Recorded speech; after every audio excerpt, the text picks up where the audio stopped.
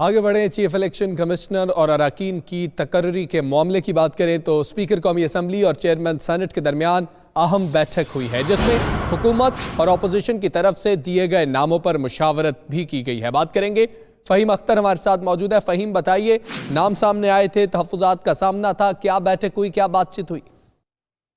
جی بالکل، election commission of Pakistan کو غیر فعال ہونے سے بچانے کے لیے جو اسلام آباد ہائی کورٹ کا حکم نامہ تھا، اور وہ حکم نامہ یہ تھا کہ اسپیکر قومی اسمبلی اور جو چیئرمین سینٹ ہے وہ مل بیٹھ کر جو سندھ اور بلوچستان کے لیے جو الیکشن کمیشن کے ممبران کی تعیناتی ہے اس پر اتفاقی رائے پیدا کریں۔ تو اب سے کچھ دیر پہلے اسپیکر قومی اسمبلی اسد کیسر کی ملاقات ہوئی ہے چیئرمین سینٹ صادق سنجرانی سے، اور اس میں جو اپوزیشن لیڈر شہباز شریف اور وزیر اعظم عمران خان کی جانب سے تین نام بلوچستان اور سندھ کے نمبر کے لیے بھجوائے گئے ہیں، تجویز کیے گئے ہیں، اس پر غور کیا گیا ہے۔ جبکہ اس ملاقات میں جو وفاقی وزیر برائے انسانی حقوق شیری مزاری ہیں وہ بھی موجود تھیں، کیونکہ شیری مزاری پارلیمانی کمیٹی برائے چیف الیکشن کمیشنر اور ممبران کی تعیناتی کے حوالے سے ہیں۔ اس کے علاوہ سیکرٹری سینٹ اور قومی اسمبلی بھی موجود تھے،